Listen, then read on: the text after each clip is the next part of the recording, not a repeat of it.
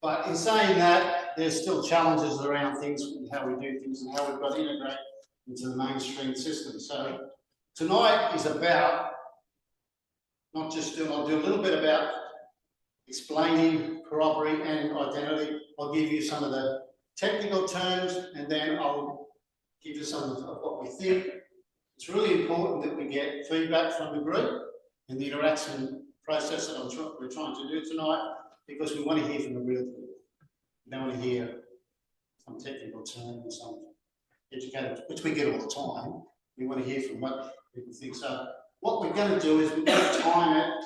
So when we ask questions tonight, we'll just try and keep it for 2 minutes, see how we go, because we want everyone to have engage in the process and we'll see how we go. So we've got a few things to get through and we'll just see how we go. So let's see how we go. I think we've got just one person online, is that right? Two. Who's the other person? Pauline. And Sue. Oh, thank you, okay. Sorry, Bob, just to add, are we asking people to come up tonight or are we sitting in our chairs and talking in an open discussion? We normally ask people to come up and speak, but I think we can do it from where they are, can't we, provided? So I think there's 3 cameras set up. Yeah, there's 3 cameras. One face there, one face there, one that way. We might try it and see if we can hear everyone. If we can't, then we come up. So this is the first time we've done it this way. But even if you're talking from the circle, I'd still advise people to stand, because that helps your voice project. And also put your hand up, or with the people online, you can put your Raise your hand. Raise your hand, yeah. We've just got to be very careful about how we do it. I think we'll be okay. All right, let's start off. So I want to talk about the purposes of corroboree. Again, I looked up the terminology that I found was corroboree is an Australian Aboriginal ceremonial meeting. It usually includes celebration of Aboriginal mythology and spirituality, which is based on the dreaming. So there's one terminology. I don't know if everyone agrees on that, but the dreaming is an Aboriginal understanding of how we and the world around Aboriginal people were created by the ancestors' spirits. As you may be aware, the corroboree is a traditional Aboriginal meeting and gathering. We believe that the corroboree is an essential part of the Aboriginal people's traditional communications. So that's why it's become very important for our Druitt Koori Toastmasters. So I'll explain that a little bit. And we acknowledge yarning and social interaction. It's very important for us. We actually do that quite naturally, and people think we're just going to have a cup of coffee, but we actually have really good conversations, healthy conversations. It's these corroborees or these discussions that allow people to discuss and explore important ideas or values in a safe, supportive environment for an open discussion. Again, that's why we really keen for Toastmasters to be a part of what we're doing and how we do it. So welcome to Mount Druitt Koori Toastmasters Corroboree, which will be organised for a couple of years. This is the second time we've done it. I think the first time was quite successful. Fourth time. There you go. So I wasn't even thinking. Anyway, I like being corrected. That's good. Thank you. Pat usually does that, but thank you. So that's the fourth time. So we've been working on it for a while now, and I was really aiming at trying to improve it so that we can get feedback from people to see how we can always improve on that. Okay, welcome to the corroboree. It allows people to interact with us, so we encourage all parties to interact in discussion and make the process an important part of the modern day corroboree. Now, you hear the term corroboree and the traditional corroboree, and they take our terms and they sort of use it a little bit different, don't they? When I mean mainstream sort of taste. So we've got to say, look, hang on, this is very important to us, it's very sacred. Just try and understand it. Don't change it too much. So we want to learn and get better at corroboree. So the interaction and feedback is really important tonight. Okay? Which I talked a little bit. Okay, now identity. Why would I choose identity? Because I'm always choosing stuff that I want to have a challenge with. Who would pick identity for Aboriginal people? Come on, only me. Now, what happened is when we run our Toastmasters, we have a theme. And one of the themes happened to be identity one night. And it raised some really interesting discussions within the group that we had that night. And I spoke a little bit more on, so that's why I thought, hang on, this is really interesting, let's talk about it. And we can do it in a safe space like tonight. Okay, so I did again look up some terms about identity. Identity is the qualities, beliefs, personal traits, appearance and expression that characterise a person or a group. That's what it's saying. In psychology, the term identity is mostly commonly used to describe personal identity or the distinctive qualities or traits that make an individual unique. Identities are strongly associated with self-concept, self-image, one's mental model of oneself, self-esteem, and individuality. Okay, individual identities are situated, but also contextual. One's mental model of self, situational adaptation and change. Despite the fluid character, identities often feel as if they are stable universal categories defining an individual because of their grounding in their sense of personal identity, the sense of being continuous and persistence. Okay, persistent self. The reason I chose identity, as I talked about, it was in one of our meetings, so we decided to use it. Although this is not about specifically Aboriginal identity, which we talked a little bit about, but it certainly may touch on some of the issues surrounding identity. So it's important that we focus on what we're trying to do tonight. And I thought that I'd target 3 main learning things that we might get out tonight. And the 3 learning things that I'd like to, or the group would like to get out of this group tonight, was encourage one to engage in a safe and constructive discussion. How many times have we been in a discussion that doesn't go where we'd like to be, some people? So it's really important that we're all part of making sure everyone has a voice, be respectful, and also don't speak over the top of yourself. So we know all these things, but sometimes it doesn't happen, so it's really important. The second point is assess people to learn about identity and their identity. So then when I read that back to myself, I was like, what does that mean? And then it does mean, doesn't it? It means to learn what identity is, because sometimes we assume what we know it is, but it could be many things to different people. And the last one, encourage one to feel better about their self and their identity. I think if we can come away from those 3 points, I think we've done really good. And the idea is to not to resolve anything tonight, but to encourage people to talk in a safe place. Okay, and the key points that I've sometimes allocated that we're trying to get through are, okay, supportive environment, encourage positive opportunities. There's no right or wrong or silly questions, as I always leave them to me, and encourage conversations to be positive. So if you need to raise something that you think may not be positive, it should be done in a way that we can also speak about it in a manner that everyone understands and is not felt, isolated or because these discussions could raise issues for people. And if it does, please be comfortable to turn off or go outside the room, because we don't want any issues raised. So that's another important thing. Well, can we just remember the person listening? Okay, sorry. Okay, well, these last 3 points, and then we'll get into it. The last points I've got, okay, identity is part of our lives. It can mean different things to different people. I said that.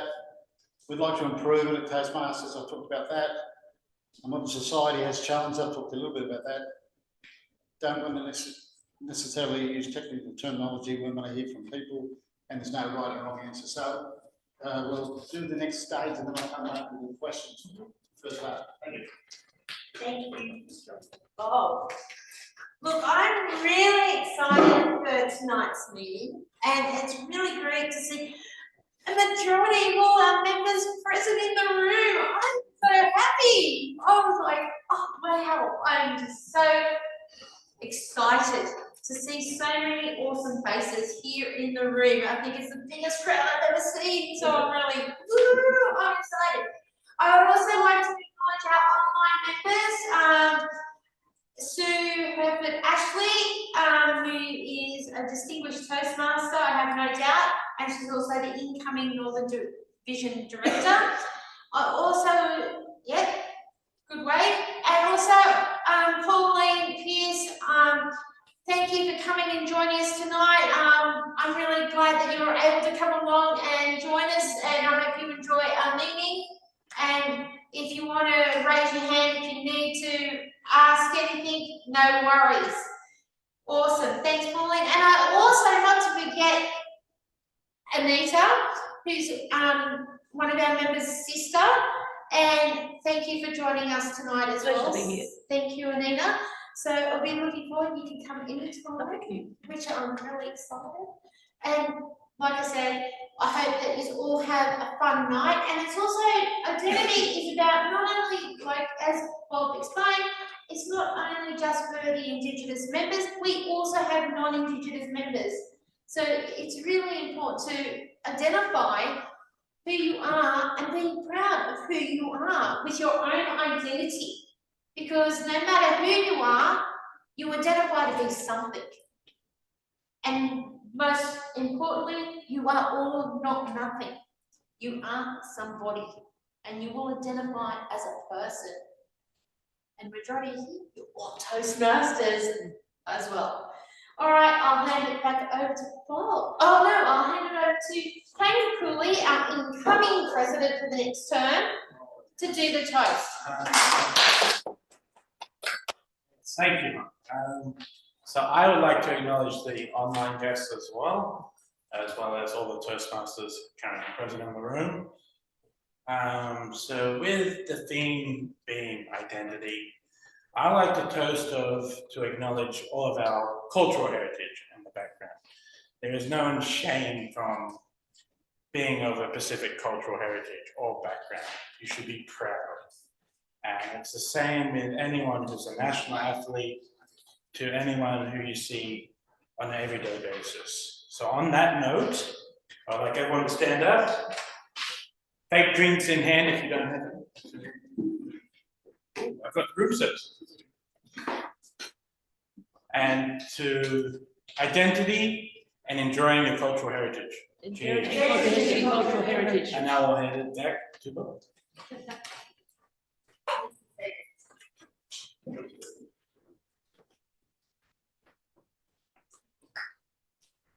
Thank you, fucking Kenya, that's great. Once I get started, it's hard to stop me, so I've got to get out of the way now. Okay, so we're just about to start the first half of the session where we'll ask some questions, we'll work through that, and then we'll have a break and come back for the second half, okay? In the break, it gives you a chance to think about some of the ways we worked in the first half and think about questions and how we might do the second half. Just Diane will time it for us. We're going to say 2 minutes at the moment and do the speed. And I won't stop you mid-sentence, but you can report. yeah. So when I ask a question, if there's no one putting their hand up, I'll just might pick someone who I think is keen to go.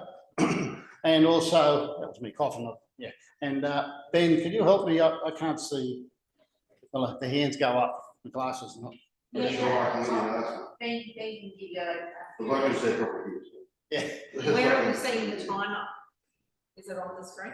Well, Or are you just gonna play about I'm it? just doing, If you put it in the chat, Ben can just pop up the chat and then and Bob can actually see the time. I, because I'm one of the cameras, I opted not to put coloured screens on. Okay. So I'm just putting everything in the chat, but if I think you're speaking too long, I'll just say, thank you very much.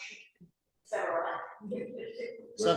So for people who haven't done Toastmasters, we use a timer with the colours to help us, and it works really well. Unfortunately, we couldn't use it tonight, but as Diane said, we'll cover it otherwise. All right. Are you ready? Let's rip into it. Let's start. Sorry. Okay. I talked about identity. So a couple of areas that came up before we started talking, came up into discussion, was how it worked through probably your childhood, your adolescent, and your adult. I just thought I'd mention that before we start, because where do we start from? I said maybe we start from there and we work through there. Because I was thinking when I was doing it before, write the questions. When does it start? When does your identity start? Does it start when you're young? Does it start when you're So everyone might have a different point of view, so I just thought I'd throw that out, okay? So the first question we've got, when I use this, I'm pressing the wrong button, am I? We have fun with technology too at Taskmaster. Everything I do doesn't work. It worked before. Yeah, it's gonna be a pain in the bum. Hang on, let me try some. Let me try some.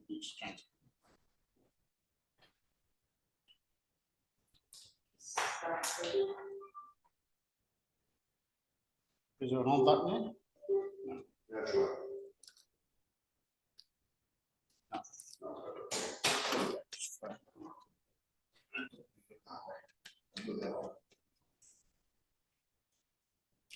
One thing you learn at Toastmasters is how to work through difficult issues.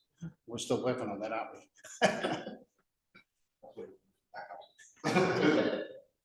So often the technology, as you can see, that we've been using the SIS system, the hybrid system now since COVID, and it's been really successful for us. Allowed us to keep meeting. Shoot, mate, what do you got? I can't remember it. Okay. Can you explain identity? So that's a pretty simple question. Who wants to go? You want? Gotta pick something. Okay, Diane. I've been thinking about this for the last 4 weeks since Bob shared with me the thought of the word identity. And then I started thinking about what is my identity as an individual? That's why I wore orange top tonight, because I'm a lover of orange. I love theatre. I really enjoy patchwork quilting. But I'm a mama. I'm a sister and an aunt. I'm a grandmother, something I love as well. But all these things is my identity. Even before I start thinking that I am an Aboriginal person, or more importantly, I'm a Yorta Wiggle woman. And I belong to a whole connection of other people who understand and know who I am. The majority of my family know that I love the colour orange. My grandchildren often tell me, oh, Granny's favourite colour, or they bring me presents that are wrapped in orange paper. So when I think about my identity and how can I explain it, my identity is who I am, or more importantly, what makes my heart sing. Back to you. Thank you, Diane. Everyone heard that pretty clearly, because Diane wasn't near the mic. So the people on the Zoom are okay? Yep. No Give problem? us a thumbs up if you can hear Di clearly online. Sue, can you hear Di clearly? No, she can't hear that. Can you hear Tucky, Sue? Yeah. Yeah, okay, good. And you heard Diane. Yes, I can, thank you. Okay. And Pauline, are you okay? She hasn't snuck off for a coffee, have you? Yeah. Really good to see you, Pauline. Hey, you're going to come all the time now. You know that, don't you? Now that was great. Okay. Anyone want to add? Whatever, go around the circle. Yes, I agree. Good. Yeah, Is that okay with you guys over this side of the line? And can I just add, Bob, we don't have to get up and talk for 3 minutes. If you don't have the answer, sometimes a comment or a word or something to add to it, that's fine, sit down. Maybe just introduce yourself for people who don't know. That was Jess. Sorry, Now, Mark. I'm just gonna let Mark get. So I'm just actually answering a question on the screen. Yes. Okay, so identity, I liked Diane's version, which I believe that happens when you're very young. I grew up playing sport a lot, and I'm wearing a blue shirt. I like the colour blue, so I thought it was nice to wear blue tonight. Growing up, I played a lot of sport, enjoyed running, athletics, and I still continue to do that when I have time. I think it happened to me in primary school, so and I kept it going for many years later. I had a few injuries in life and couldn't play sport or run, but I still kept at it and got it through life. So That's my version of identity. Thank you, Mark. Okay, thank you. Identity, I agree, it's like a lot of sort of subcategories. And I could say not at young maybe, but maybe from teenagers and onwards. Like some people who identify as being sporty because they're into sports and every other little subcategory, and changes over time when you're adults. Like, I tell everyone at work I'm a Continental. They ask me what's that. I just said I'm an islander from a continent. They just look a bit dumbfounded, but you know, they understand the facts, and that's how I do it. That's it. Thank you very much.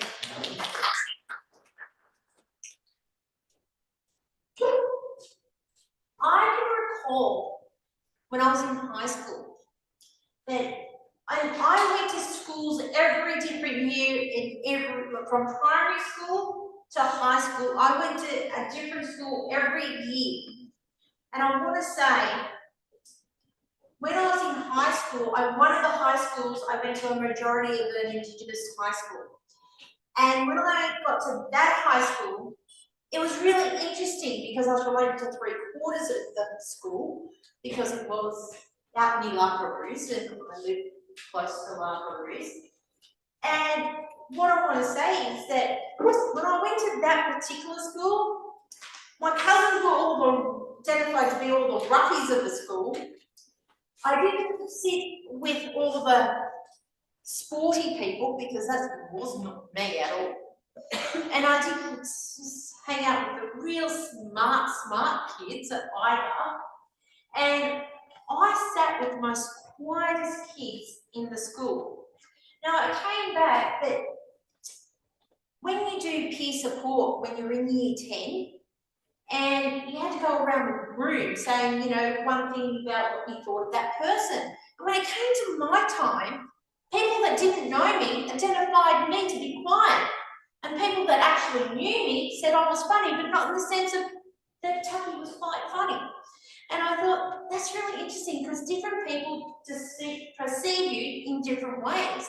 And I thought that really made me look at what identity was for me. And then when people asked me what my identity was, I said, what does it matter? Because I had in my own mind that they were going to preconceive me of what I was. And so I said, what does it matter? And depending on what that answer is, then I would say what my identity was. Thank you.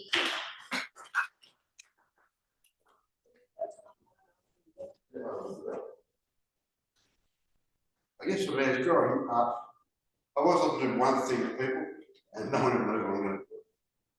I love stirring people just for the fact of seeing they never know what they're going to do. And the best way to find out about someone is to stir them up and see what reaction you get. Because everyone's reaction is always different.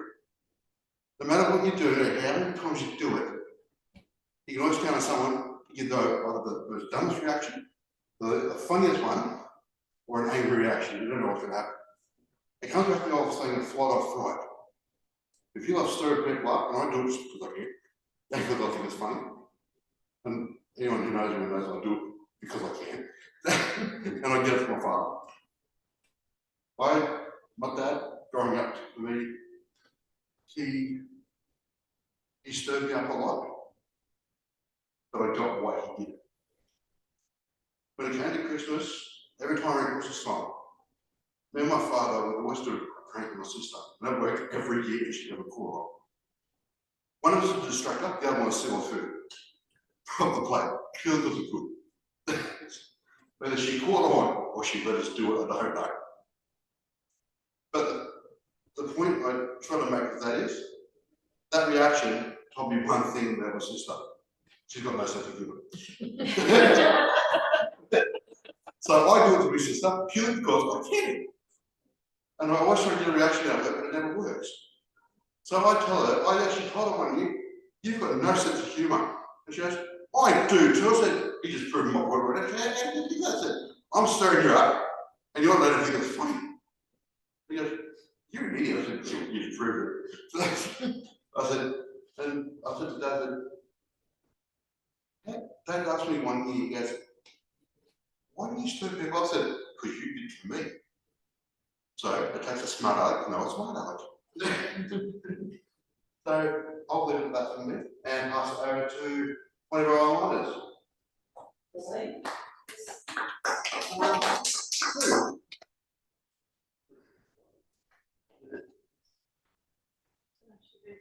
See you soon. Over to you, Sue. Sue, would you like to talk about the first question? Can you hear me, Sue? Thank you. Yes, I shall. Okay. We talk about our identity going from childhood to adulthood.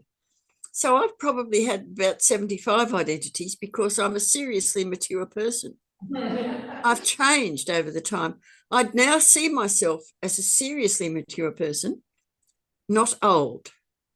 Old has a very negative connotation. And I've heard rumours that old ladies are invisible. I believe it's true. So I'm not old, I'm not invisible, I'm mature, and I have been all sorts of people through my life, from being a small child who knew she was short, fat, ugly, and stupid, to somebody who had a difficult marriage. And now I'm just me, and I'm being mature, and I'm being seriously mature and having a lot of fun at the same time, because I've found where I belong. And that's the important thing. That's it. Pauline, would you like to speak? I know you can yarn too, Pauline, so hey. Not there. I can't hear Get close to your mic. Can you see me? Can you hear me? you. Yeah, we see you now. Sorry, yeah. Okay. Yeah, okay, so if identity to me is yes, but it's many things, and finding your identity. I think when you're younger, it's I think mainly when you're a teenager, I think that's when you experiment and finding out who you are. And some kids do different things just to find out, to work out who they are. And I think identity, some people don't even find out for a long time who they are. Yeah, I think I'll leave it at that. Sorry, I'm just getting a bit, I'm not even there and I'm getting nervous. Can you all hear me? I don't know. Apparently there's problems with my computer. We can hear you. That was great. That was fantastic. You did really well. Keep going, or is that a do? Yeah, it's fine. Yeah, thanks again. Who'd like to go next? I'll go next, if you like. Sorry, that's got your name. I know I do that. You don't want to see you're on the other side. That's of the because I'm screen, seriously mature.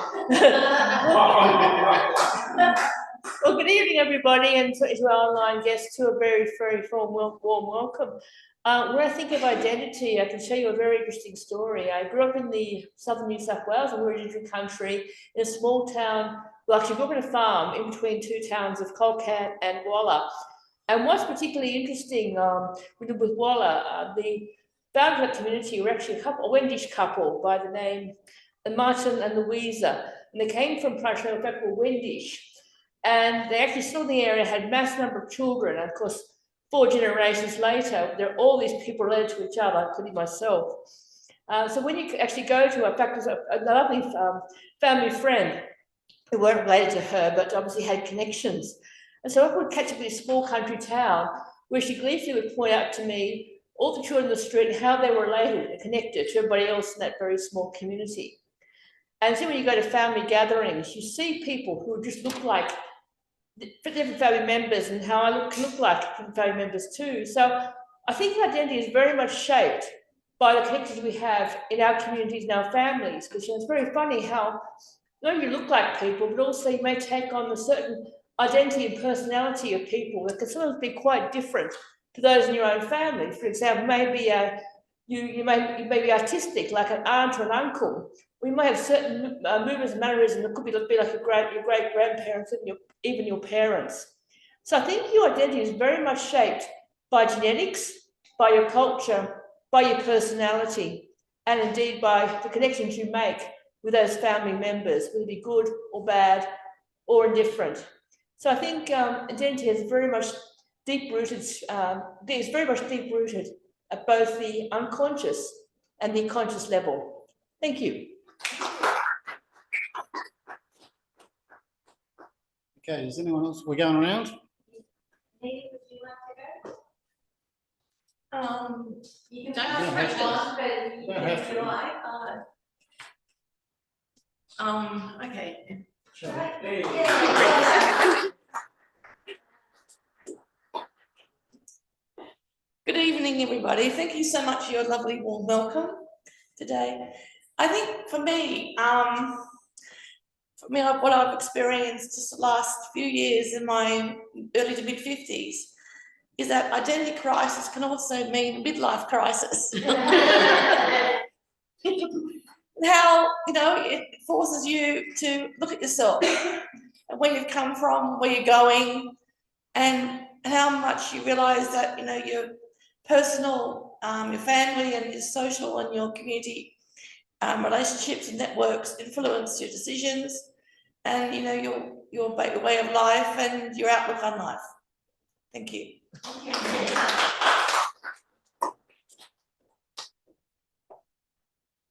Any others? Is there a separate? I covered identity. Be brave, be brave, be muscle.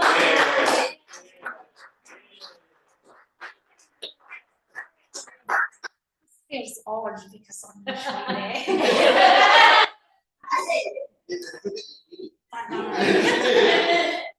I guess, so there are a lot of points that everybody made. Narelle was talking about, what were you talking about? It's okay, but Like family, connection. yeah, like just coming from an Aboriginal family and a large Aboriginal family, and your position within the family sort of gives you your identity as you're growing up.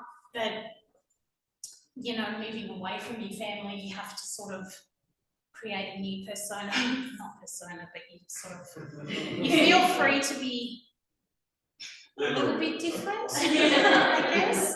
But then I also agree with what you said, because you get to an age where you actually don't care what other people think about you, and that's so freeing, I think. That I've gotten to a point in my life where I just don't care what people think about me, so I'm free to be me.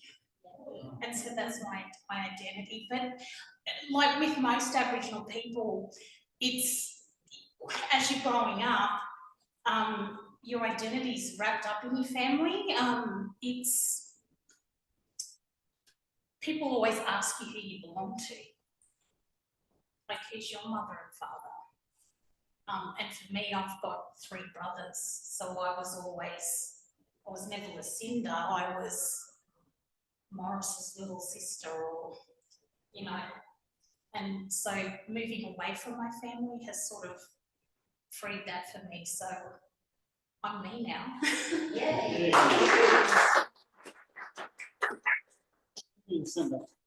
Okay, so that's the first question. Now, because I'm the facilitator, I'm going to make it this. I'm going to suggest something here, and I'm just going to see what you think. Because I've got, how many questions have I got? I've got another 4 questions. Hang on. I've got number 5. Some of them you've already talked. We've moved through it. So I'm going to suggest if we put all the questions up, because we've got 20 minutes to go, and then it might be a bit more. Okay. So can you do that for us, please, Ben? Now, some of the key points that Lucinda just talked about were really good, because we talked about how different identities may. Sorry? Yeah, I'll read them out if you want. Okay. Sorry? Is there another one after that? No, that's for the second half. Oh, Any more questions after that? no. Oh, there is. How many There's one more. Yeah, okay. If you look at those, can you explain your identity? Then people started talking about how does identity affect you? Touched a little bit about, is your identity naturally inherited? Now that's a really good question. I think we need to probably tease out a little bit through the process. Can people not have an identity? That's another one. And I don't know why I threw this one in. What has influenced your identity? The last one, how can you influence the next generation? That should be in the second half, but anyway. So if we look at those, and maybe people might want to talk about themselves, or I thought the point that you made, and also Diane touched on it, about people's perceptions, and then Lucinda came in, I thought that was a really good point. Because I don't know how many times you've walked into somewhere and someone makes an assumption that, oh, you work for such and such, or you're related to such and such, or you always go and play that type of sport. You know, there's this identity that can follow you, but you're not stuck to that, eh? You want to be, like Lucinda said, you want to be free from that. I don't think we ever will be, but okay, so anyone wants to talk a little bit more about, please? I'd like to talk about the last question. No, you don't. There's no rules. There's no right and wrong answer. So, like, how can people be influenced? So, this has, like, it's a bit of a problem. At the same time, there's always a solution to it. So I think that people might have to be trained on, like, the psychology of, like, perceptions and assumptions and stuff like that. Because if you assume something, it just sticks there, and then the stigma stays there, and then it just keeps going to the point where you just can't really get it back out. The just stigma just stays there. So I think it should be more trained in schools of how people perceive how whatever segmentation you're a part of, and it should be taught from schools, I think, from as far as high school. It's to influence how certain things can be perceived, but to be able to change your ability to adapt to what they identify with, stuff like that.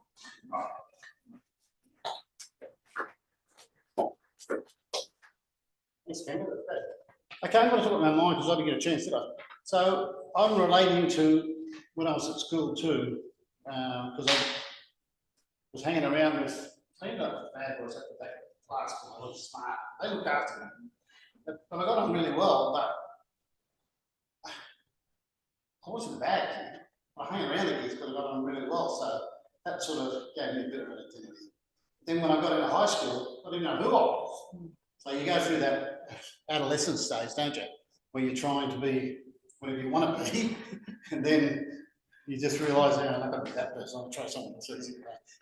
You want to be a star footballer or someone really good, you got to go through a process and think, oh, well, then there's something else I can do. You become good at other areas. So identity can mean a lot of things, and that's why I chose it, that's why we chose it, because we were talking about it. But it's really interesting when you start talking about it, because it opens up some really interesting things. The only thing that you brought up a really good point about the negative components around identity, but I always say, like, every time I hear something like we've got to improve, I'd like to see someone say something that we've done really well. So if you see your kids growing up and you're growing up really well and they're taking the next, that family tradition with values and everything, that's something that we probably don't talk about so much, eh? So does anyone else like to add a bit more to some of those areas? There's a few people on that side. Yeah, so I can talk, I can come up and talk. Yeah, but I'd also like to just open it up where we're sitting as well, Bob, just some feedback. I know that people are looking up, but it opens up a little bit, and you know, if I have something to say, Tucky might want to add to it, and she might be able to relate, rather than each person coming up and having a spill. So I'm just concerned that the people on the Zoom, can you hear us when we talk? Can you hear? Yeah, Jess, on you. It's not easy to hear people speaking from the middle of the room. Okay. It's easier to hear from the lectern. Thank you. Thanks for asking. Yeah.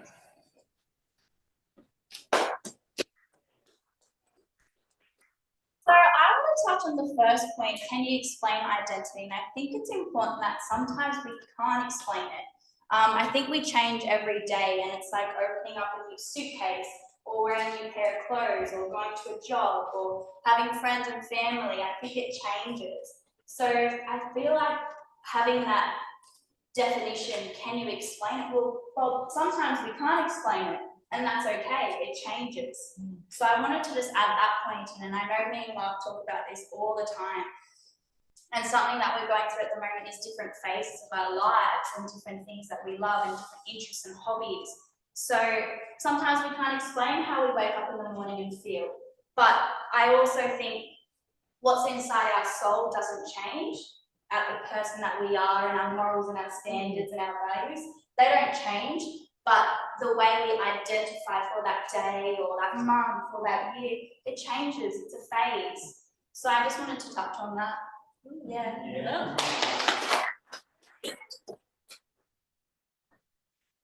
I want to share something that was when I was at uni. I was at uni, and it was a whole classroom full of Aboriginal people.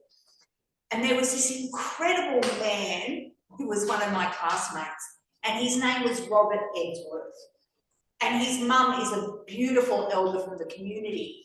And one day he was sitting in the room, and he's gone, oh, he said, I got to clip up the ear off from the old man yesterday. And I said, why? And he says, because I went in and started talking about uni stuff, and my dad clipped me in the ear, and he said, get out and come back and speak more. So you're right, you know, like he was taking on that persona of being a uni student and communicating effectively in order to be one day a teacher, but his dad wanted him to speak like more.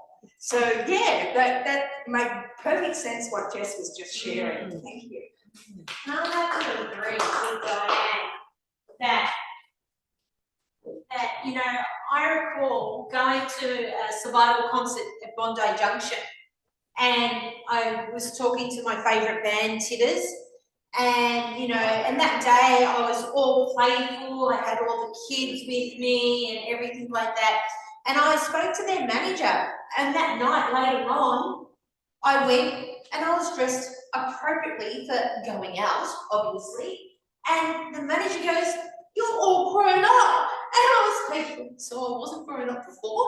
So she identified me, seeing that playful and fun side of me, and then seeing me in nice dressed going out attire, that, you know, she labelled me in a different light. So you can totally relate that people sometimes identify you being a certain way.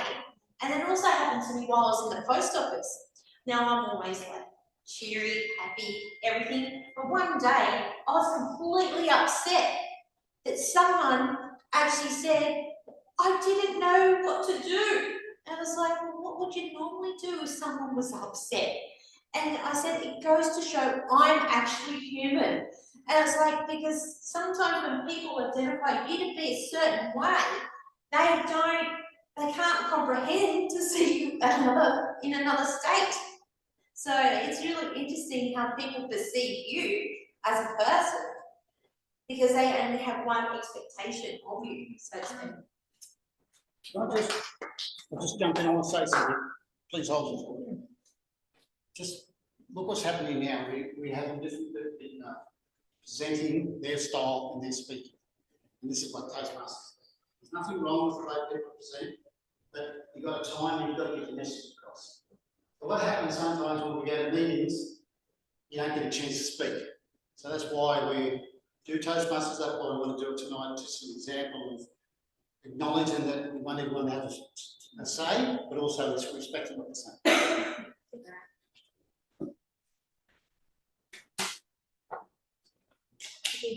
I mean, there's a wonderful sharing of stories of identity. Not so much a personal experience, but an observation I made watching a program one night. In fact, it was a program on chasers. I can't think which character it was, but it was one of the people on chasers, but he actually did a skit where he actually dressed up firstly as an American tourist, taking photos on the Harbour Bridge, and secondly as a Middle Eastern man taking the same photos. And it was quite interesting that in both different, same person, dressed in two different costumed outfits, he was actually accosted by the police, dressed up as the Middle Eastern man, but completely left alone as the American tourist, even though he was taking same photos in the same spot. And the perception, I always reflect on how the perception of identity actually occurred by the mere fact that someone perceived, because he was dressed in Middle Eastern garb, that somehow he was more of a threat to society than he was just in American tourist clothing.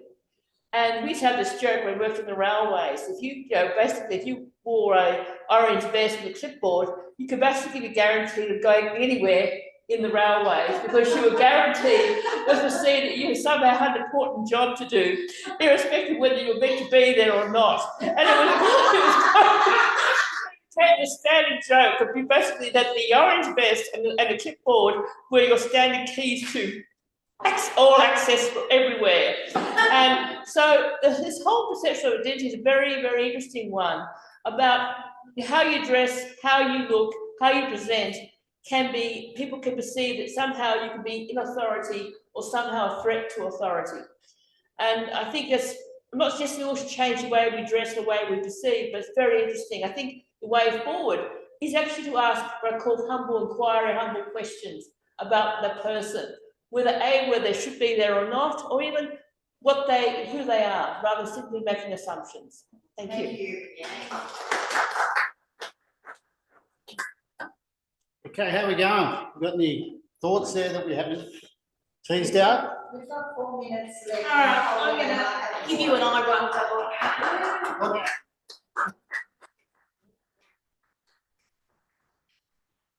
I listened to everyone's thoughts and just sort of combining a couple of the questions and going to the bottom one, and I guess that's the teacher hat on my head. I wonder, first of all, around some of the examples that have been given around perception, and is perception actually different to identity? So a little bit of a question for you to reflect on. I think they are different. My opinion isn't necessarily the opinion of everyone else, because I think I can present in a certain way and people could perceive me as a certain way, but that's not actually necessarily who I am. So that's not actually my identity. So I think perception can be quite different to your true identity. Sometimes they might match, but I think they can be different. So I wanted to jump to the last question of how we can influence the next generations, because obviously that's my line of work. But thinking about my own children, I actually wonder if they've got a greater influence on us when it comes to identity, because going back to some of the comments that have been made around you get to a certain age and don't necessarily care what people think, I actually think our next generation are already there. Think about a lot of the struggles that they face. Social media has not been positive in a lot of ways, but in some ways, our kids are much freer than we ever were. And so I think they're actually, at times, not always, but at times, more comfortable with their own identity than actually we are. So sometimes it's not about us, the older ones, influencing the younger ones. Maybe we can actually learn from them. So I just wanted to share that. Mark, Yeah, I will.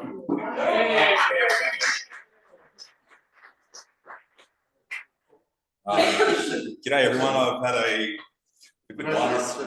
Sorry? Yes, well, when Mark's done, Sue's got you. Oh, hey, yeah, my name's Mark. Mark, I'm 32, grown up in Western Sydney. Listening to everyone tonight has been good. I've related to everyone that's spoken.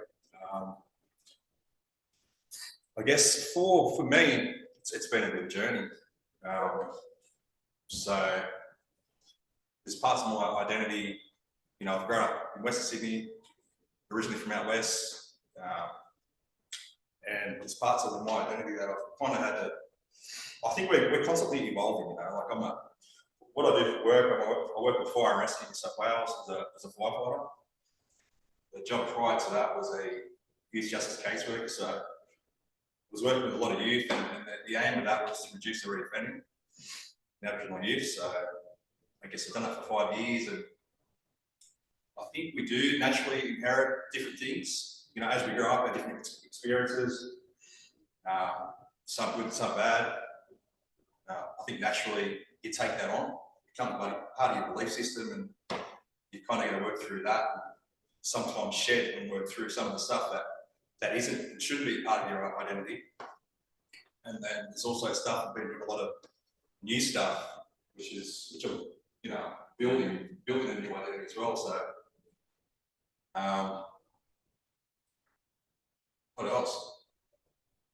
Kind of lost now. Been listening to you guys, it's been good. But yeah, I might leave it at that. I've kind of lost my thought. Can I go that?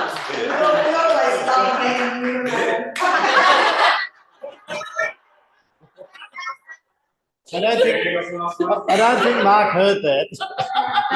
I think it was a nice comment. It was a nice comment. Sue, would you like to say something, Sue?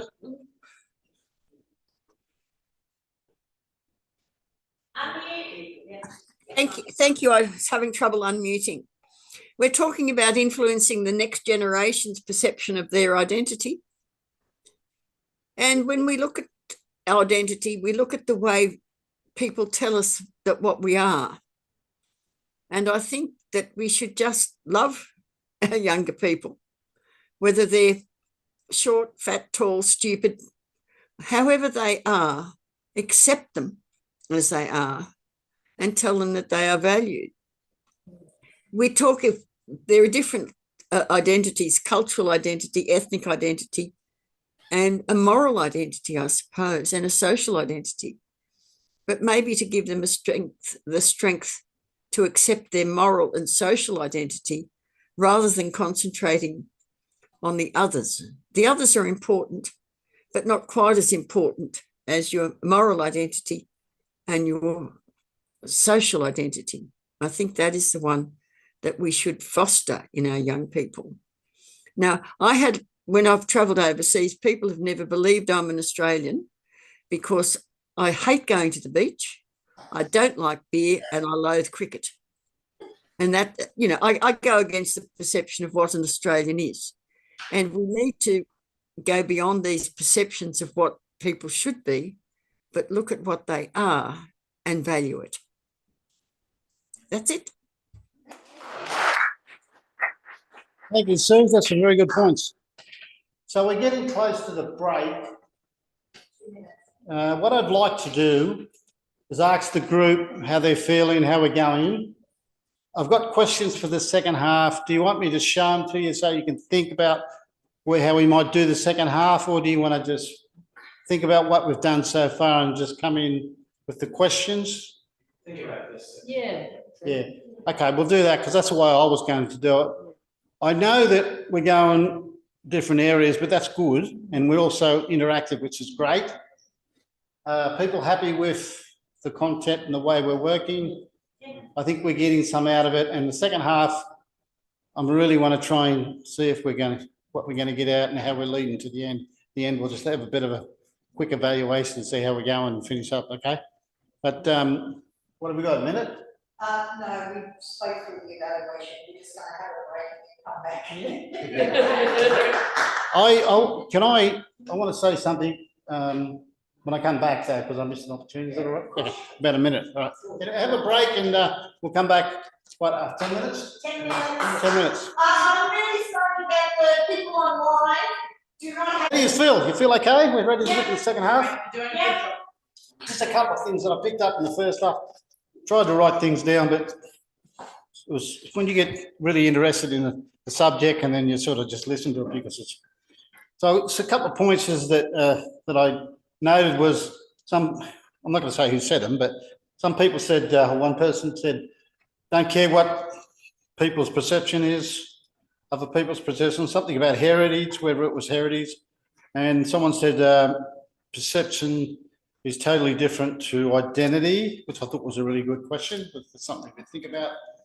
And then someone said something about social identity.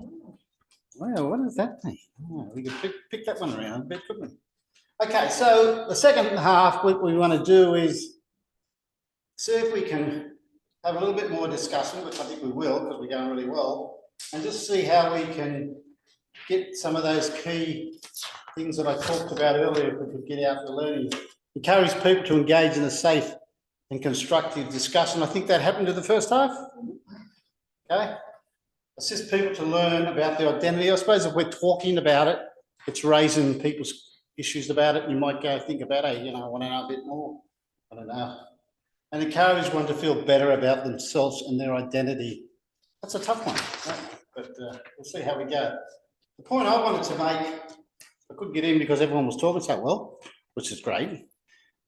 When we were talking about identity near the end, I was invited to a meeting once, and it was run by the government, you know, the government representatives. It was in a circle, and I think I was late getting there or something, I don't know, but I ended up sitting behind the facilitator.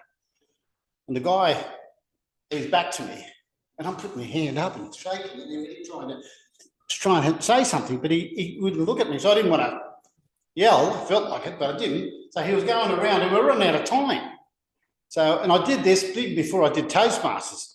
He finally seen me because someone said, hey, what about that lad behind you? So I said, yeah, do you want to say something? I said, well, yeah, I did. But it was the last question. So I had to think about what was the last question. So I had to change my question. And this was Toastmasters teaching, but I wasn't doing Toastmasters. So I said, look, this is really great, this meeting, but if we come together and have a great time, it's fantastic. But if we can't go away and change something in our workplace or how we work, what we've done here today is a waste of time. And people come up and say, well, that was really great. How did you think of that from? I said, I've got no idea. So we've got information, we've got our knowledge, haven't we? But sometimes we think, hang on, we can't say that because we're not smarter than these other smart people. I think we are. So that's why I think it's really good that if we have discussions like this and allow people, the real people, the community, come and give us those feedbacks, you'll get some really good feedback, won't you? Okay, that's what I want to say. I don't know if it makes any sense, but let's see how we go. The second half, okay. I want to tease out some positive responses. Is identity continually changing or developing? I think someone talked about that. Outlook on life, is that affected by your identity? I think it is. That's my opinion. Maybe someone else might have. Views and opinions, we talked a little bit of that. And someone talked about your main identity with sub-identities. It's going somewhere, I'm not sure where that's going to be. Let's, I don't know. That's an interesting one. Probably we can keep talking about some of these things in future meetings. Okay. So, the questions for the next one, for the second part. Sorry? I think we will. I just want to encourage people to continue the way we're working. And we'll put them all up and then stick and then we'll do what we did in the second half of the first meeting. Yeah, that's the one we changed. We make mistakes, come on. I changed it, but you get the second one. Anyway, I know what it is. Why is a person's identity important? And then the other one that's supposed to be there was, is a identity important? Or was that the first one? Now, it was supposed to be, is a person's identity. So one has got, take the Y off the first. First we're asking, is identity important? Is it important? That's the first question. And the second question, a part of it, why is it important? Okay. Does identify define you? That's pretty similar, but we use that term a lot. It's a modern, you get these modern terms where a lot of people are talking about things define you now. Does it define you? And mirror different views of other people's perceptions. Someone told me that. Maybe someone might have to help me with that. That could mean a few different things. And of course, can adults influence children? We talked a lot about that, and then I think Sue gave us some really good pointers. Sue still there? Yeah. Thank you. Okay, so does anyone want to start the conversation? Can go. Thank you. So I'm going to focus on the bottom two of the questions. So can adults influence the children's identity? I would say in the history and heritage side that the adults have on children could influence them then. But as they go through their stages of school and work and stuff, I think that'll change over time. So it could at the start, but I think it'll fade out as they grow and meet other people. Now, in relation to the next question with like the mirror and different views, or double-sided views, I guess, is that maybe some people, I guess, have a perception of what that person does. And so they try to mirror and reflect it and project it and think, oh, you know, we're this sort of type and, you know, oh, they don't do this, or, you know, they have this pre-notion that we're really bad people. When they might see someone else who's completely the opposite and they go, oh, that's something I've not experienced, and it changes their whole perception. So the one doesn't work for the majority just as much as the majority doesn't reflect the one. So it's a double-sided sword, and we see it a lot, and I think that's got to change. That's my view. Thank you, Ken. That was great. Anyone else like to speak? I think, why is a person's identity important is a very good question.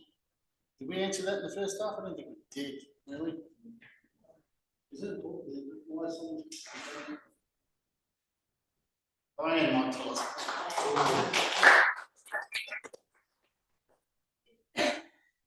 I believe, why is a person's identity important?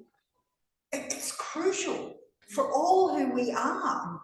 If I was sitting in a room and people, and I have, seen a room where people would actually start critiquing or criticising Aboriginal people because of their race, or putting that persona upon them, you know, wearing laps or being at the pub drinking, which I grew up with a lot of my life, where they all believed that Aboriginal people were drunks at the pub. And I hated the thought process that people automatically associated me. I like to have a glass of wine every now and then, but I don't spend lots of time at the pub drinking. And so identity is important because I believe we all should be valued and respected for who we are as individuals. And if I was sitting in a room and people started critiquing Aboriginal people in a negative way, I would be really upset that they didn't acknowledge my identity as a person, to respect who I was.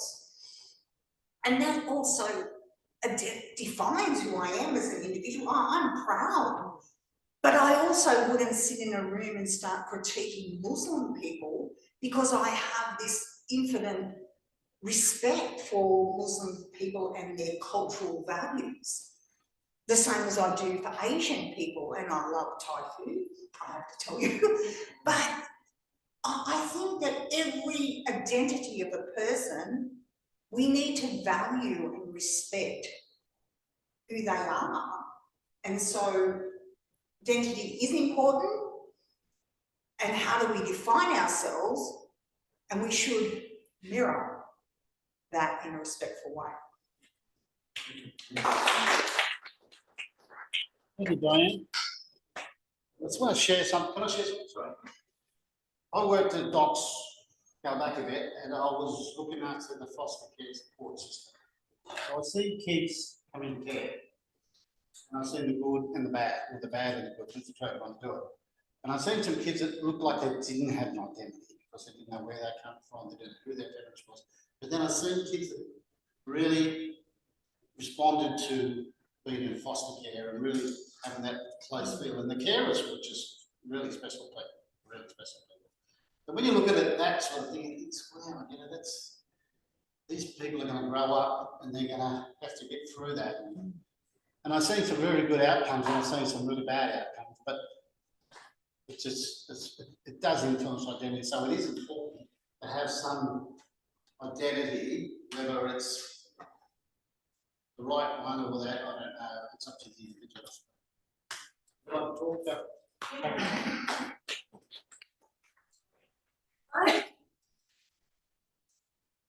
Identity is important in some ways, but it also can be, it's sometimes it's too much of a label for some people. Because and I know in my own family that if people do a certain thing, it's labelled that last name of that person, or that's a such and such thing, you know, and so they're known for a particular trait or a certain mannerism specifically, you know, and so, but we shouldn't really judge them for that, you know what I mean? But then but you can be forewarned. And then I'm thinking about other people's perceptions in the sense that you've got to make your own judgment as well. I have a friend that, you know, said, oh, you can't be friends with that person because they did this, this and that. And I was like, well, I'm happy to be being forewarned of those things that they do, but let me make my own judgment call. Because their behaviour may not reflect my interaction with them. So I don't want to change my perception or identity of them until I have actually engaged. But yes, I can be forewarned of people's behaviour. And talking about can adults influence children's identity, I think that's something that was spoken to me a little bit about, and about culture. And it's like that, and Mark might be able to relate to this, is that, you know, that sometimes they think it's an identity, a rite of passage to re-offend, to be in that system because it is a rite of passage. Though it's not the right rite of passage, and it's not a particular cultural good kind of trait, but people do in their own structure and belief structures believe that that's what you do because that's what the adults have done, and so it's just repeating what you see monkey do kind of thing. So it's really important to understand that as well.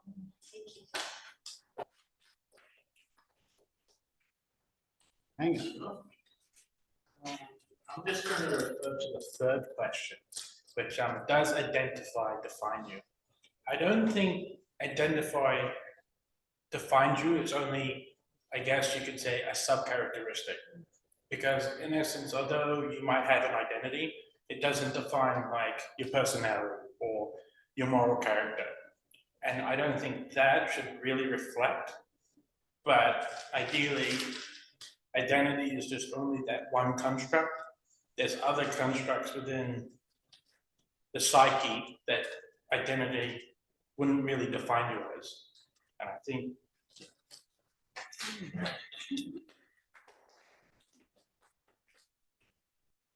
Just touching on things. Yeah, you want to come up? Yeah, just only because I really like this. Sorry. No, I've just been sitting there. I've been getting triggered. So I'm looking at the bottom question, and I'm thinking, can adults influence children's identity? I'm a dad as well, so and I've worked around a lot of kids, and also having my own experiences. I've 100%. I think it's identity is important, and the reason why is because it does define you. Defines who you think you are, what you believe in yourself, which goes on to, when you work with youth justice, a lot of those kids took on the belief that they were kind of painted with the same brush, or these are all criminals, and black fellas do this, black fellas do that, and then naturally it's like you take on that belief system and you end up down that pathway, kind of trapped in that channel.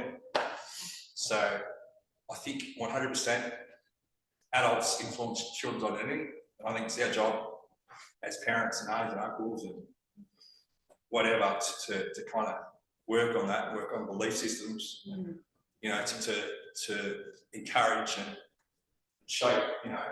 We argue, kids argue, and you can do this, and you're strong, because if you're not, you haven't got that belief system that allows room for other people to shape what's in here and what you believe about yourself, which kind of get pushed around. So I think it does define you, but I'll leave it at that.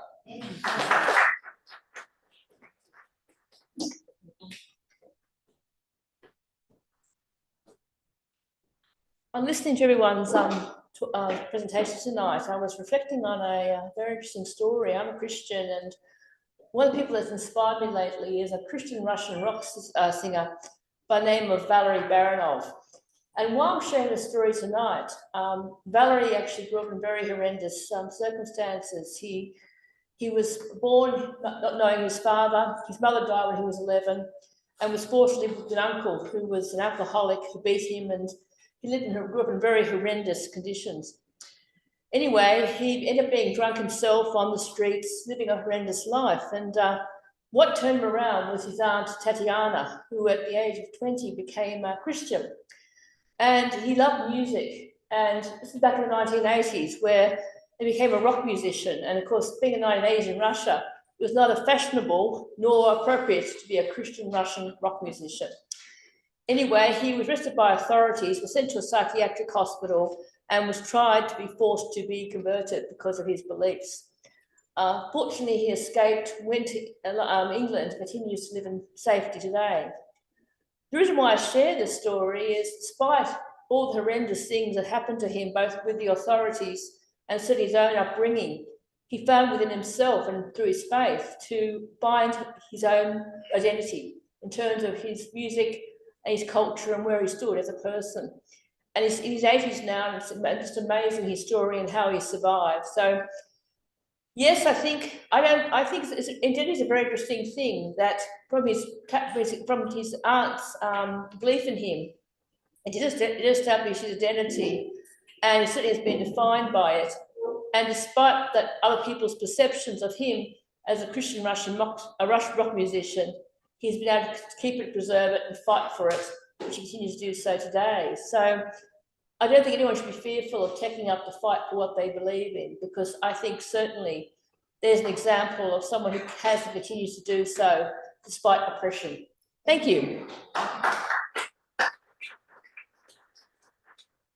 Okay, thank you. Just wanted to, some of the points that Mark, I think it makes some very good points, Mark. I just wanted to talk about, from the men's perspective, I've been involved in men's groups, and I think when I had my first child and next children after that, they were really tough times. Like, I mean, you had to support the women because they delivered the babies, but the guys went through a hard time as well. And we didn't talk much about it, you know, because we don't talk as much. We don't talk. So sometimes we hold back and then we just let go. And I've seen it with men's group where guys want to say it, but they sort of hang on to it a bit too long and then they let it go, which is great. But we should be encouraged to be more honest and just talk about it. And I'm starting to see it come out. Some of our guys now, I see young guys walking around and speaking better and talking about their issues really well. So we've got to encourage it. And I go to a lot of meetings where we're always outnumbered by the women, because the women are really good at getting into that space. And the guys are there because I work with them in the community, but they just sometimes let the women do the talking, which is fine too. But sometimes we've got to step up. For example, I have to step up now in my community because my senior people will either losing them or they're getting a bit on now. Next person's got to step up. So I've stepped up because I had a good mentor of my uncle, my dad, who I felt helped me get to where I am. And it's my job to go up, and I expect my boys then, when it's their turn, to step up and not do a perfect job, but just realise that that's the way it works. So, and it works for all our cultures, because you see it in many different cultures where people do that, and we just got to acknowledge that as we move through it. The point about saying, can adults influence children's identity, that there's a lot of issues these days, because there's so much influence for the kids and the kids growing up that sometimes we can't even get the influence maybe that our parents did a few years ago. You've got social media, we've got all sorts of things going on. I'm not saying it's not possible, I'm saying it's just a little bit trickier, that's all. But I've seen really good examples of young people stepping up, and I'd like to encourage that as well. So does anyone else want to speak?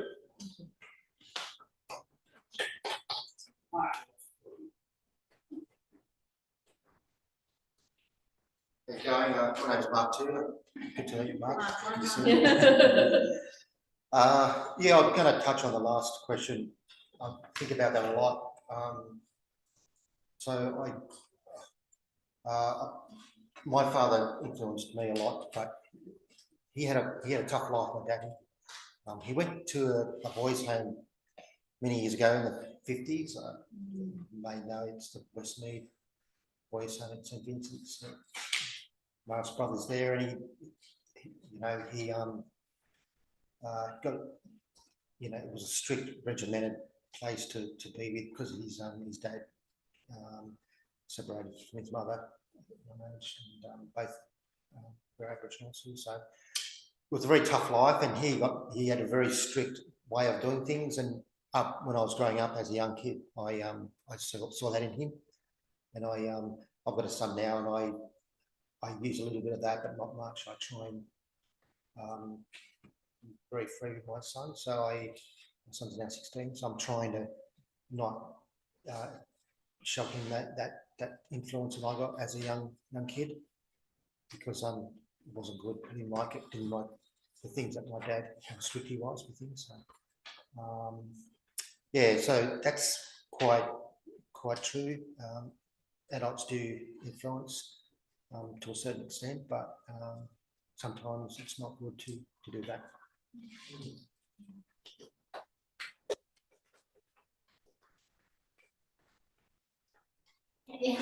As Marcus spoke here, it just reminded me, I used to work in mental health system, and adults influence their children's identity? Well, I have to say absolutely. But I want to say that, as a child, you observe behaviours and you go, does that feel right? And I chose when I started to become a parent, not to be anything like my parents. And I made a conscious, active decision about that. So I'm glad that I did that as part of me, knowing that I didn't like the way things went, that I chose to take a different pathway. And I thought that was really, really important, because they did influence how I chose to be. And I think that's really important as well. Okay, just looking at those questions, there was one point that I didn't put up, but I did say to you is identity continually changing or developing?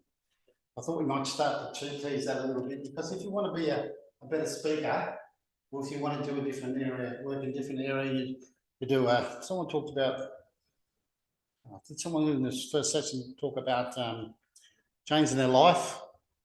Someone said that. But if you wanted to do something different, does that affect your identity? Or is it just a different, like you're still the same person? But does it change your identity? Does identity change? I don't know. Is that a fair question, or am I being silly about it at all? So if I want to get up here, and be a flat speaker, here comes a flat speaker now. It's a really interesting question. Yes. And it sort of segues into a little bit of reflection. But I want to touch on what Tabby was saying as well. As adults, sometimes we make conscious decisions, but the flip of that is, what about the child who is not able to make a conscious decision about the adult that is influencing them? Yeah. So I unfortunately participated in a meeting today about a child who has had no say in the influence that has been inflicted on them, and the enduring trauma that has been inflicted on that child is not able to make a decision. That child is not able at that point to decide whether to take on that influence or not, because it's their whole, it's their life. And so sometimes adults make a conscious decision, sometimes it's not, but what about the child who actually has no say at that point? So on that one, on Bob's question around, so I'm going to go out of time, though I have no doubt, about can identity change, I actually think it can. And I think about Jeffrey Morgan, who has spoken at a wellbeing event recently. He spent 18 years in jail and now talks about the fact that he is a different person. He doesn't hold regrets, but he admits he's a different person and he chose to be a different person. And so I think that's not perception, that's internally, and I think that really is at the heart of what identity is. To me, perception is what we see on the outside. Identity is actually internal, who we are, and I think we can actually make a conscious decision to change our identity. And it's not always from bad to good. Sometimes just with environmental factors, sometimes people will go down a wrong path and make wrong choices, and that's just life. But I think it's almost impossible to not evolve and develop and grow and change, whether it's good or bad. So answer 2 questions. So really conversation. We are assuming as adults that we know all the answers to. Oh God. Sometimes we have to challenge ourselves as well. Can So. I add something, sorry? Yes. With that, before we forget, her point. Before you forget.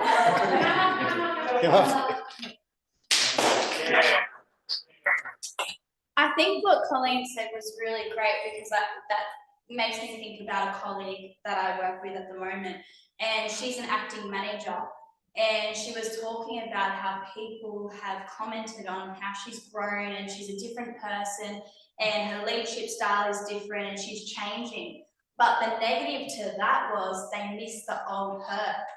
So she's stuck in the middle, she's growing, she's evolving, but people miss that old version of her. And I think that's so wrong because we're allowed to leave different identity versions of ourselves in different places. But for some reason, people still hold on to that. And it could be years later.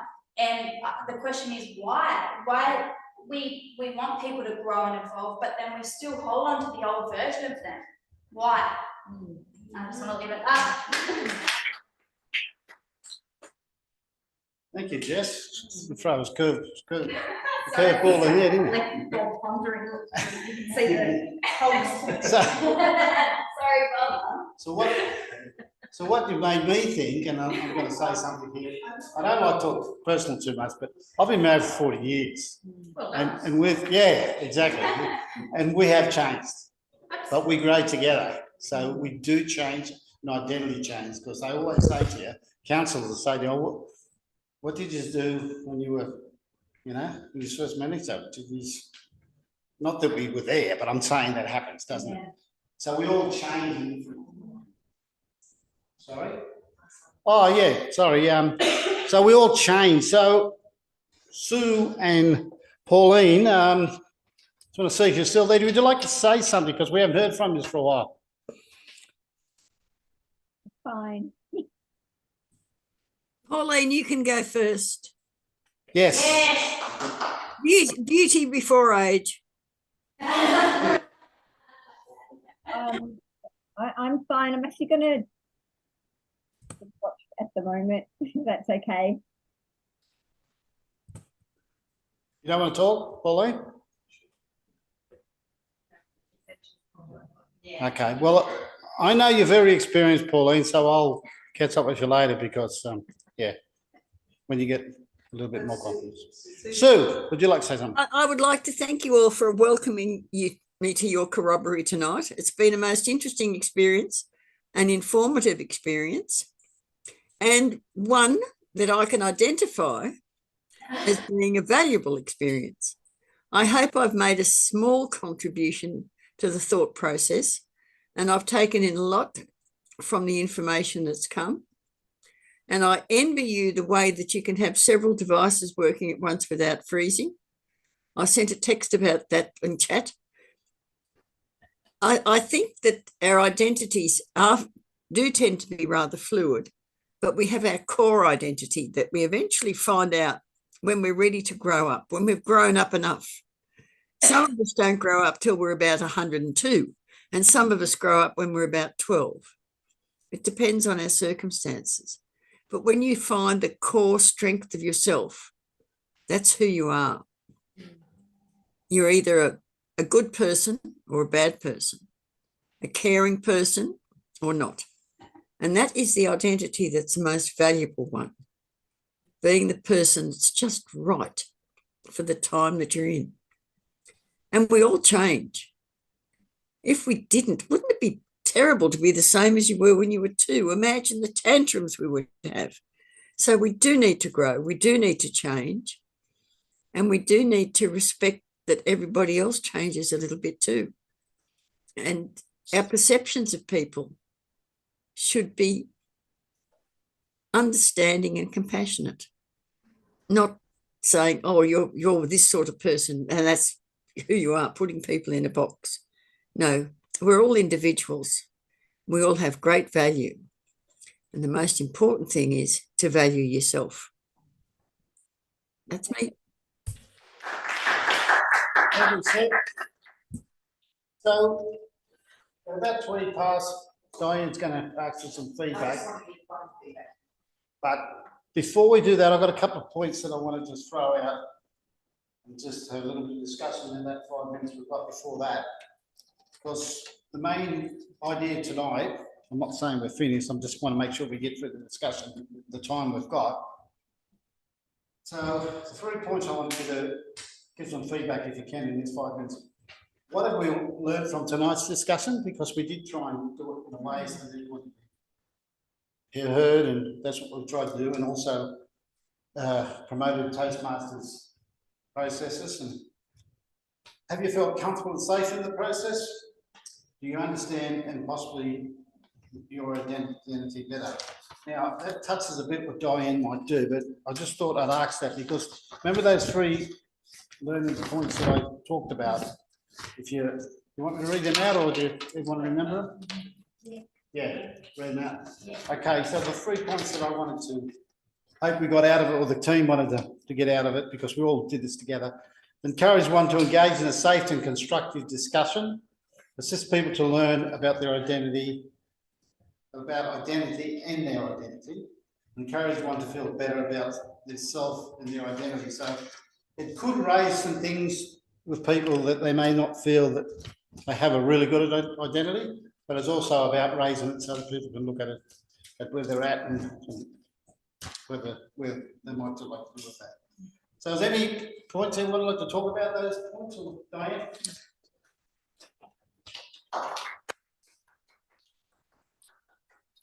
So first of all, before I evaluate the whole evening, I will add one important point: can adults influence children's identity? As a strong Aboriginal woman, I raise my children to fully understand and know their cultural values. And I still remember the day that my daughter, aged 10, in 5th class, come home from school crying and very angry and hostile towards me. At school, they were talking about Aboriginal cultural values. And my daughter very proudly stood up and said, I am Aboriginal. But my daughter's skin group is very different from my own skin group. And then she was chastised by her peers. She was really embarrassed and told me, that's it, I'm never going to talk about my identity as an Aboriginal person. I was really quite horrified by that because I raised her to feel very comfortable about who she was. But I still stood by her decision and I didn't push her Aboriginal identity to her in any way, shape or form. But on the mirror side of that, my first daughter born lives with autism. I was always very protective of her as an individual and sort of raised her in a bit of a shelter. I often spoke for her, led her to make decisions, until one day when we were at the Easter show and we were walking around and her speciality was animals. And we seen this beautiful bird and it was blue, and then she, quite limited language, told me that it was a princess parrot. And I told her that she was wrong. That a princess parrot was pink and green, because that's my perception of what a princess parrot looks like. I walked along a little bit further and seen a man who was an expert in the subject, who quite told me that it was a princess parrot. I looked at my 10-year-old daughter at the time and I said, I will never doubt you again. And I never did. Until this day, and she's now 32 years old, I don't doubt her knowledge or her identity as a person. I now am very, very proud to say that my daughter, who's 30, promotes Aboriginal values in a very strong way. Even so much, the very first time she went to London, she walked around in her Aboriginal beanie on the streets of London and is really proud of her identity and sharing it with people all around the world. I believe that we can influence our children's identity, but we need to make sure that we're promoting it and supporting them to grow as individuals. Now, I am going to evaluate the evening. Thank you very much, Bob. In the first half, we heard ways that people look at their identity. We had an opportunity to listen to every person in the room and on Zoom who shared their values and their identity and their personal experience. So much, and we have the grace of having someone such as Sue, a qualified Toastmaster, who the other day I had to say, done this incredible speech, and I asked her could I pinch a line out of it because I really loved her presentation. To a person who's come to join us tonight for the very first time and spoke so eloquently that I was impressed. We can be impressed by someone who's far mature and someone who's very young. The first part of the meeting went well, but the next part of the meeting, I decided to be very critique about my evaluations. And so I decided that I would look at everyone's hands. Because every time we speak, the way that we can use our hands can either bring an audience into us or block an audience out. There's lots of ways that we can use our hands to enhance our story and give purpose to. First of all, our wonderful incoming president, Kanga. We have to teach Kanga that his pockets, there's nothing important in his pockets. I'm sure that your wife may think that there's something important in your pocket. We do not need to know about it. And the crunching of whatever's in your pocket that you want to have later on, please keep it for later on. Use your hands in far better ways. Bob, he has this, in my whole life of knowing Bob as a Toastmaster, in his earlier life as a Toastmaster, he always played with his glasses. And we evaluated him so much and critiqued him on it that he no longer does it, but now we've given him a piece of paper. And Bob played with the agenda all evening.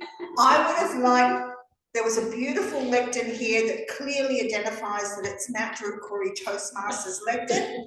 Use the lectern, take the paper out of your hand. Then Mark come, and he too had caught that bug from Kanga and used his pocket to find his strength. He didn't need to because his voice gave him the strength that he needed when he used his words very well. Then we had the clasped hands. Can't read my own writing. Of Narelle. So Narelle clasped her hands. Now we know that she was so passionate about the words that she wanted to share with us, but sometimes it can lock your audience off when you clasp your hands together. It's far better to use your hands out, open, or down by the side. I have to say, the award goes to Mark. So Mark, when he got up and spoke, he used his hands by saying, this was important, and this is important, and this is how I did that.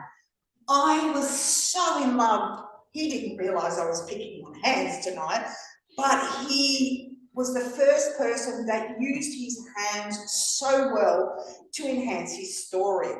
And then I think role modelling helps, because after Mark, Taki come up, and again, Taki used her hands to outline her engagement with the audience and bring the audience into her presentation.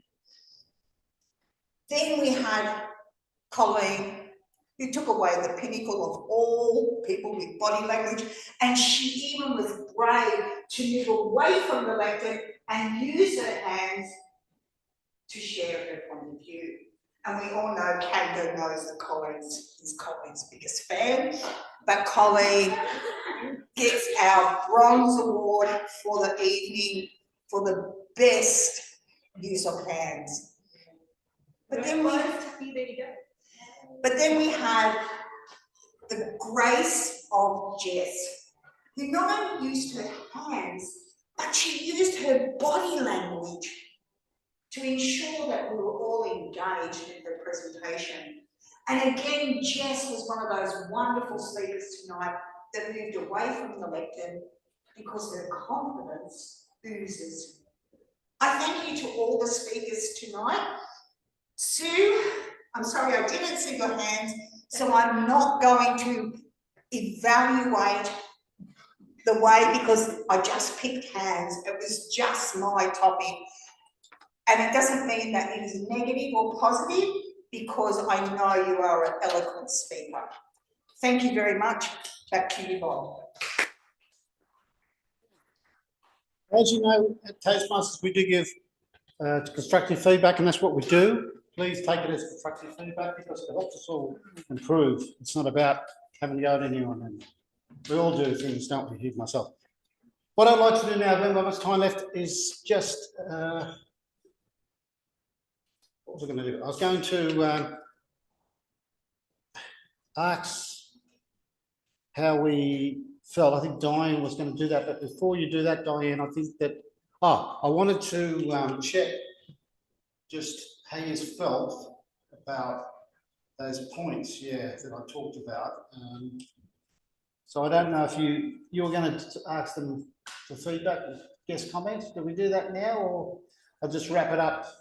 I'll wrap this up and then we'll do guest comments. Well, Taki could ask for guest comments. You could ask for guest comments. Okay, I'll wrap this up. Look, I just want to say, what I want to do first is thank the people who helped organise tonight, because we had to get this together and we're all busy, we're all working. I want to thank Taki, Diane, and Ben for the presentation. We putting it together. We had our challenges, but we got there. And this is consistent with what we do with Toastmasters. And you'll find that you'll be under pressure sometimes and you have to do things, but I thought we did okay. And I was really pleased with everyone engaged into the process tonight. I hope we all got something out of it. I certainly did. I know that I want to do things better. Diane gave some good pointers, but I've also thinking for next time, the way we do it, we've got some new ideas. And if you've got any more feedback, please email us about what you thought, if there's any new things to do. But I'd like to wrap it. I'd like to thank everyone for coming tonight, and Taki, would you ask for feedback? Thank you. Thank you.